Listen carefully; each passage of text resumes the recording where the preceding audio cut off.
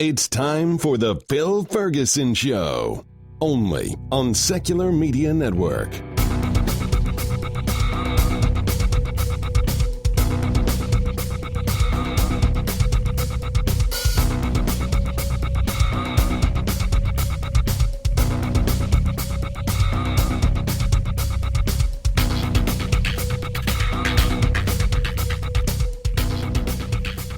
Buongiorno tutti. Hello, everybody. This is Phil Ferguson, and you are listening to The Phil Ferguson Show. I have to admit I was a little surprised. Every once in a while I mention that I'm learning Italian on the show, and I had someone call me up and say buongiorno to me on the phone, so thank you very much. You know who you are, regular listener to the show. Thank you very much. That was very sweet. As I continue to practice my Italian, now all I need to do is figure out a way to afford another trip to Italy. So we're working on that. Hopefully in a year or two. Right now we're spending a lot of our funds on college expenses for the kids. It's something that's very common with a lot of people. And it's one of the things I mention casually, and I have still yet to do the show, so hang with me. But at some point I will explain to you why you should not save for college. I know it's freaky to hear, but we'll get into that. The other thing that is a great joy and often a surprise for me is that as the show keeps growing and getting more and more listeners, I get more and more people that contact me with questions, problems, concerns, and every once in a while, compliments. So thank you for that. In the last week, I've actually had a couple of young investors, people in their 20s and 30s, young to me anyway, who have said that after listening to several episodes of this show, they have decided to either A, start saving, or B, saving a lot more than they have been, and they give me credit for that. And I'm very honored. I'm glad that I was that last straw that got you moving, I guess. So I'm honored to be a participant in any way. So those who listen regularly know that you should save 20%. Out in the media, it's often said as 10%. You can see this in magazines, and that will work if you start when you're in your early 20s or you have 40 years and you're in your 50s, but most people don't have that. So 10% is what I call the suck-ass minimum, and it's probably not going to be enough for you. You want to try to get to 20%. People often freak out, I guess, when I say that number. It sounds like a huge number, and it is. I did not say it's easy. I've never said it's easy, and I myself, as a human being, I often struggle to follow my own fucking advice. I have had years where I've not saved 20%. Thankfully, I've had some years where I've saved more than that, but, we try to create a balance and live a little bit, but, that's what the math says. If you want to save 20%, if you start in your mid-30s, you can retire by your mid-60s. If you start in your 40s, you might have to retire on a little less or keep your fingers crossed that things do well. But who knows? That's just how the math works. A little later in the show today, we are going to talk to Dan Fincke. He has a blog, Camels with Hammers, and we're going to talk a little philosophy, and then we're going to solve all the world's religious problems. So you have turned into the correct show, so you're going to get all of that today. And before we do that, of course, we will talk to Thomas True. He is the organizer for Gateway to Reason last year. And, of course, he is the organizer of Gateway to Reason 2, which will be this summer in 2016. So listen to that, and you'll get all the details and where you can go and get your tickets now before they sell out. Fingers crossed. It's going to be a big, big fun thing, and we might sell out like it did last year. Before we get into that, I'm going to do my Investing Skeptically segment and going to recap on some of the things that I've talked about in the last couple of shows, because this also has brought me emails and comments and phone calls from people. I have talked about looking at your year-end statement, 12/31 of 2015, or the most quarterly statement if you happen to catch this show and it's after March 31st. Or whenever you do, look at the most recent quarterly statement and look at what you own. What is it? Do you know what it is? Does it make sense to you? It doesn't necessarily have to, but it really should.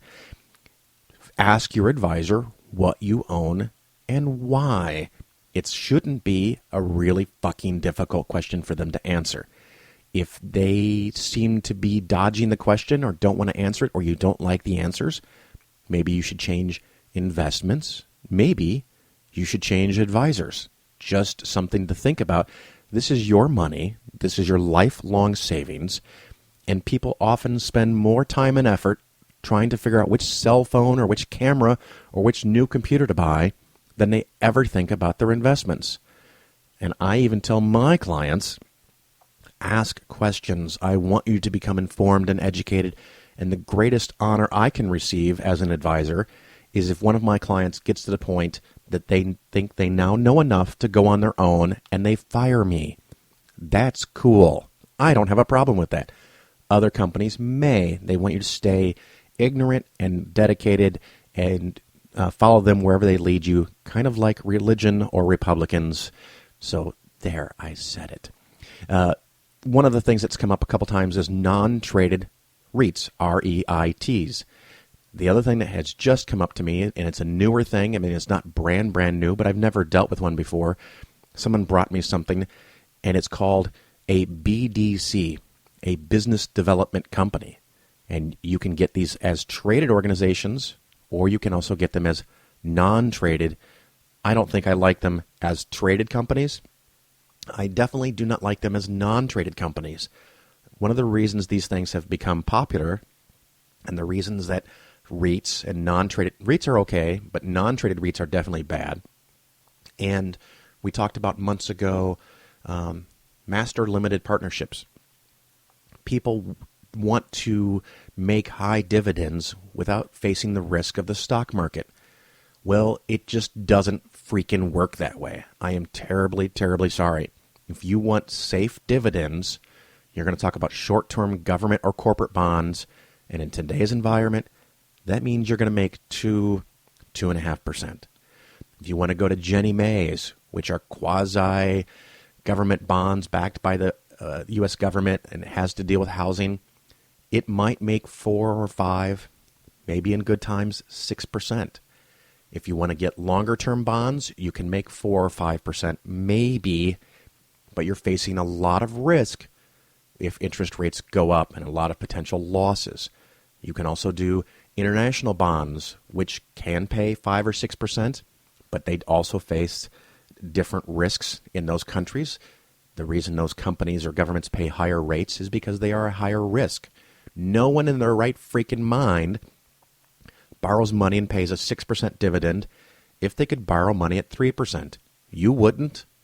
I mean, if you could get a 4% loan in your house, would you pay for a 10% loan? No. It's just common freaking sense. So as you start to get more creative, you can induce more risk. As long as it's a reasonably small and contained part of your portfolio and you know what it is, it's not necessarily bad. As an example, you can use what's called high-yield bonds, also known as junk bonds. They are not subject to some of the short-term rate fluctuations, but they have their own risks, but they can pay 7-8% interest. But what drives me nuts is when people buy things like non-traded REITs. And you know what? I think I'm going to correct myself.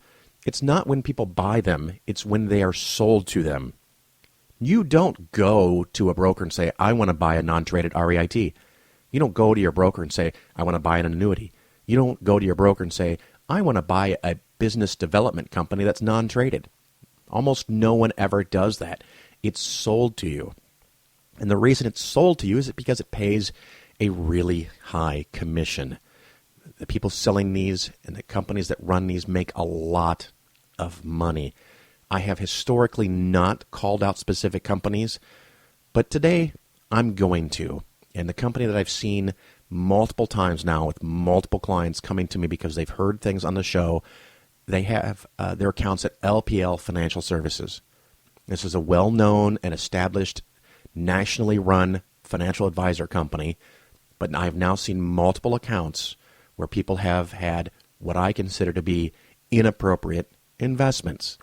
Not that they're illegal, but they're not good investments. They make the person selling them far more money than the person investing is ever going to make. And that's one of the problems with the industry, is that people make more money with your money than you make with your money. And it needs to stop. But no one is saying anything about it. So I'm just going to throw it out there. So if you have an investment where you have been told you can make 7, 8, 9, 10, 12% interest per year, you should be very, very concerned right now about your investment. It may actually pay those dividends now, but there must be some really high risk hidden in there somewhere. If you're okay with that and you fully understand what you're investing in, and it's 5 or 10% of your portfolio, fine. Go ahead. I'm not opposed to taking risks. I want them to be rational risks and balanced risks and adjusted risks. But what I see from time to time are people coming to me that have 20, 30, 50, 75% of their money inside of these types of investments. If the market dynamics change and these companies can no longer prosper, not only will you not get the promised dividend, but you could easily lose 20, 40, 50, 60% of your money overnight.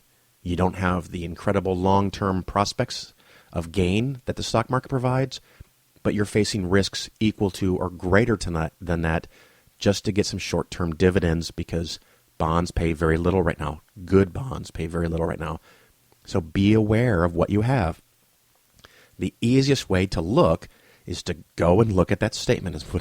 Getting back to what I started with, go look at your statement. If you do not know what it is, ask. If you cannot find what it is, maybe you shouldn't own it. You, of course, can always contact me, Phil, at Polaris Financial Planning, and I'll take a look at it. I'll tell you what it is. If it's a good investment, I'll tell you. Probably if you're contacting me, the odds of that are low. I'm going to admit it. But it's something to think about. I found a nice article about business development companies. And if you Google business development companies, wealthmanagement.com. I don't know anything else about this organization, just that this was a very nice article, and it had quotes from people in the business that happened to align with what I wanted to say. So there's my selection bias. Do your own research. Here's what this article said, and it said it so well that I wanted just to steal it, and so that's why I wanted to make sure that you knew where you could go find it. And one last thing I want to tell you before I read this quote. In the quote, they used the word private. Not technically correct. These companies aren't private placement. That's another thing we can talk about later, but they're non-traded. So when you hear private, think non-traded. It pretty much means the same thing, but not exactly. So here we go. This is a quote from the article. In my opinion, brokers should not be selling private anything. Private placement, private REITs, private business development corporations, because it limits the flexibility, it limits liquidity, it limits transparency, and it almost always means higher fees, end quote. So that's kind of solidly sums up what my thought is. It is, it's a way to get higher fees from people.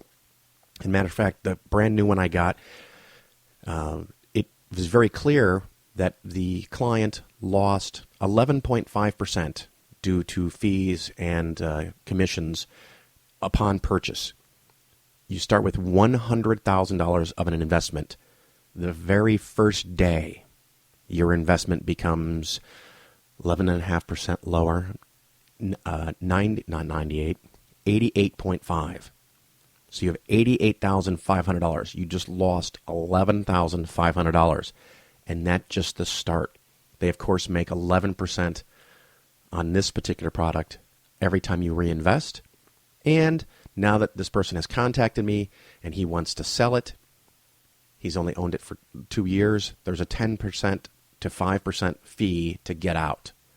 So even with all the high yields and all the risk that was exposed over the last 2 years, odds are he will still end up with less money than what he started with. And it's a heartbreaker to know that you were taking high risk and lost money. It's one thing to not make much money when you're not taking much risk, but you don't want to take risks and lose money. But that's the way, it's going to go. And I'm going to go back to this article at wealthmanagement.com and quote it again. Quote, when you have the opacity and you're away from the public market, you're filing